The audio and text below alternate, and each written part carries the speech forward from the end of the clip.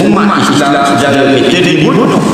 Kerana apa? Kerana kita penting anak beranak kita saja. Lagi rumah orang terbakar, kita tak akan panggil bomba. Rumah kita terbakar, baru sibuk nak padam. Itu bukan orang Islam. Nabi kata malam yahtam bibimu muslimin walaisa bibimu. Orang yang tak mau dia tahu yang menipu. Assalamualaikum warahmatullahi wabarakatuh, sahabat channel Santri Kampung TV. Bagaimana kabarnya hari ini? Semoga kita selalu diberikan kesehatan oleh Allah SWT, diberikan nikmat iman, Islam, rezeki yang halal dan thayyiban, rezeki yang barakah dan berlimpah. Sahabat channel Santri Kampung TV, mari kita simak bersama-sama ceramah dari Ustadz Adharidrus. Semoga bermanfaat, semoga menjadi ilmu yang barakah dan nafi. Amin amin ya rabbal alamin. Tidak membuang masa, jom kita mulai bersama. Islam yang lain, dia bukan umat Islam. Soalan seterusnya, kita nak bayar duit korang, tak tahu dia duduk dekat mana. Masa mu tahu dia duduk, mu tak sibuk nak bayar. Bila dah lari dah pindah, baru wak sibuk nak bayar. Gitu sama penyakit. Betul tak? Masa tu hantar ada lagi duduk situ, mu tak ada pun nak sibuk nak bayar. Inilah penyakit orang berhutang. Masa nak berhutang mu cari dia, masa nak bayar dia kena cari mu. Faham? Tu. Baiklah, katakanlah mu tidak bersalah atau sudah insaf, nak bayar tidak jumpa. Kata ulama, wajib cari dia. Kalau tak jumpa dia, wajib cari waris dia. Ada waris, kena serah hutang tadi kepada waris nilai yang mu hutang. Tak dikurang sesek. Faham? Jangan pandai-pandai nak sedekah sejik. Nak sedekah sejik ni dia ada syarat dia. Bila syarat boleh sedekah sejik? Cari tuan hutang tidak jumpa, waris pun tidak dapat khabar, baru boleh sedekah. Kata Imam Ghazali, ya Allah, jadikan pahala sedekah ini kepada hutang yang aku berhutang dengannya. Faham lagi? Itu cara tu. Okey. Soalan seterusnya,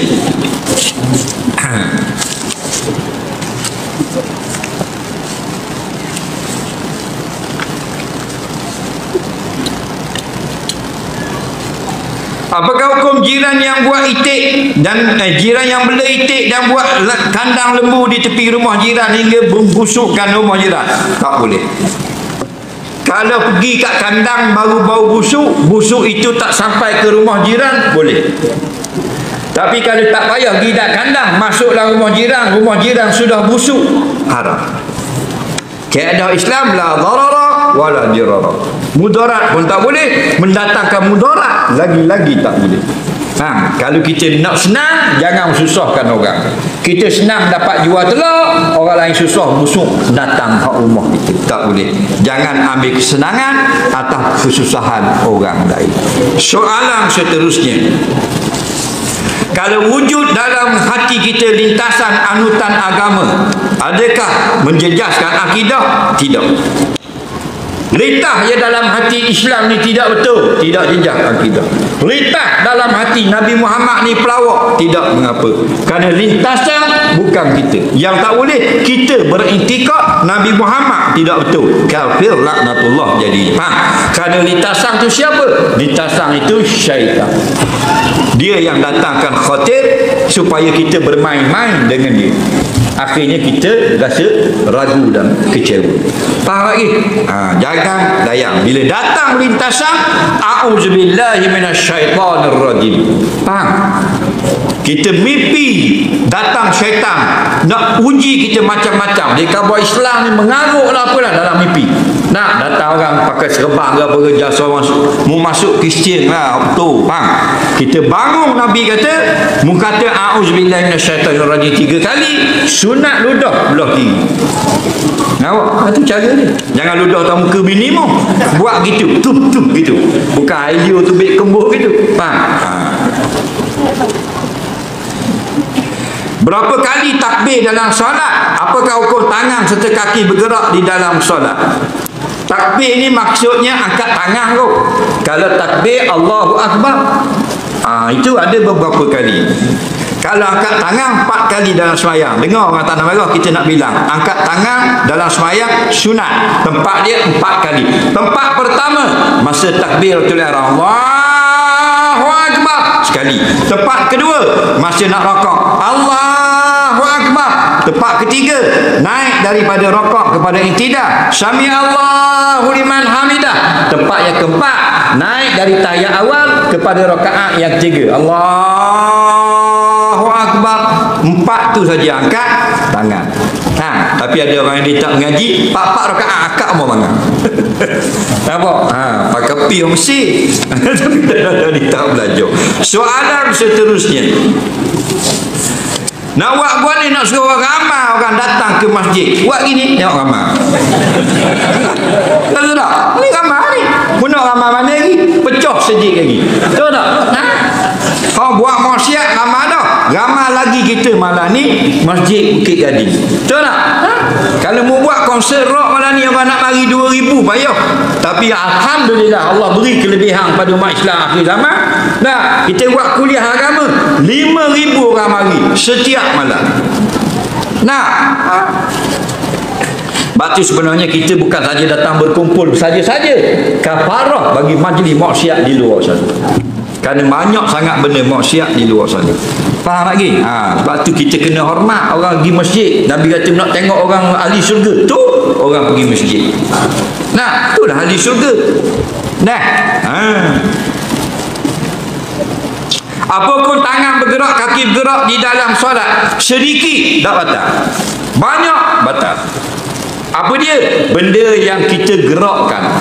Contoh tangan, kita gatal di atas dahi, nak garu, angkat tangan, anggota berat ni tak batal. Mana? Sekali saja angkat, lepas tu garu dengan anggota ringan, tak batal. Yang batal ni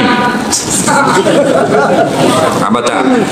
Nyamuk gigit di kaki kiri, kaki kanan gerak, batal. Banyak pergerakan. Okey.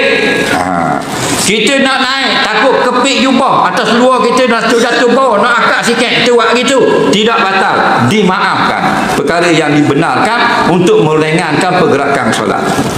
Kita nak turun sujud, kita akak jubah, takut kepik, sakok tekok, kita buat gitu sikit, harus. Kita i'tidal, tangan letak mana? Bawah. Sami Allahu liman hamidah. Bila letak bawah, dia goyak, tidak batal. Ada orang kata batal, salah, tak batal. Itu pergerakan sedikit. Okey, ni kita tunjuk, tidak batal. Ni kita naik, kita letak tangan, dia goyak, tak batal. Okey, kenapa? Sedikit. Contoh, ni rakaat, Sami Allahu liman hamidah. Dia gerak, ada gerak. Kali lagi, Sami Allahu liman hamidah. Ada gerak tangan? Ada tak? Dimaaf. Kerana sini bergoyang. Yang tidak dimaaf sengaja gerak, baru batal dan banyak. Sami Allahu liman hamidah. Itu baru batal. Kerana apa? Ifsadul nazmi solat, merosakkan bentuk orang yang sedang solat, kata Imam Nawawi. Itu baru rosak. Nah, kita sikit batal. Parok nak nyanyi ke orang. Apa cik tua tu gerak tu batal. Apa cik kata kalau kita nak musmayah tu, susah benar gitu. Kenapa tak? Jangan syadid, jangan melampau sangat menghukum. Banyak memudahkan, banyak meringankan. Okey?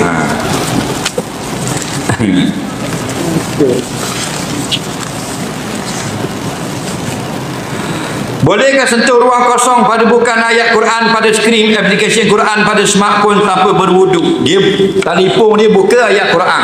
Bila ayat Quran boleh tak sentuh?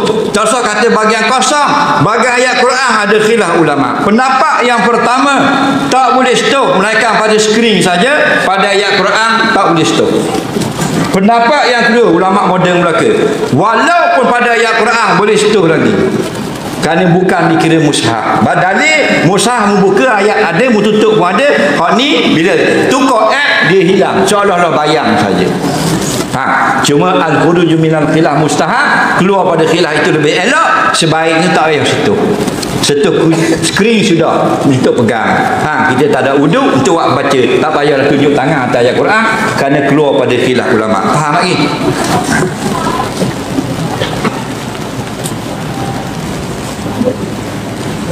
Berdosakah orang awam ambil pendapat yang dhaif, inai rambut dengan warna hitam? Dengar baik-baik. Dia kata boleh tak kita orang awam ambil kaul dhaif? Jawabnya boleh. Dah molek tak? Tak molek kerana duduk dalam pertikaian. Ingat dia pendapat-pendapat ni dia ada kadang-kadang ada yang lemah. Bila lemah, lawan itu yang kuat. Biasanya kalau sahih, lawannya dhaif. Hadza qaulun sahihun, maknanya muqabil dia hadza qaulun dhaifun. Kalau kaul yang pertama yang difatwa itu sahih, lawan dia itu dhaif.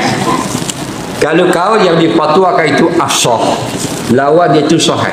Asah lebih sahih, lawannya sahih. Faham tak? Kalau rajih yang kuat, lawannya marjuh yang lemah. Yang tidak kuat. Kalau yang masyhur, lawannya yang syaz, yang ganjil. Okey?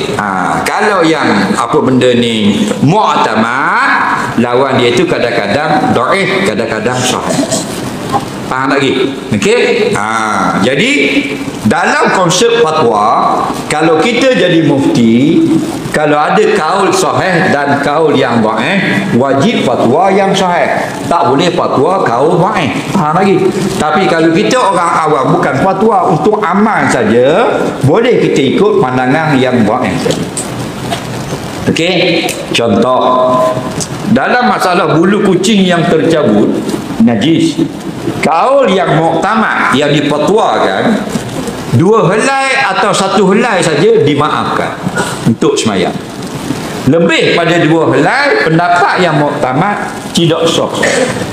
Tapi kaul yang dhaif dalam mazhab Syafi'i, walaupun lebih daripada 20 helai ke 30, asalkan bukan kita sengaja, dimaafkan juga. Kaul itu kaulun dhaif. Faham lagi? Kita boleh ikut.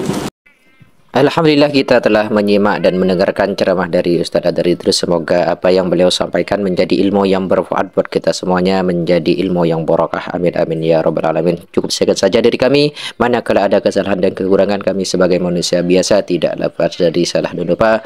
Akhirul kalam. Assalamualaikum warahmatullahi wabarakatuh.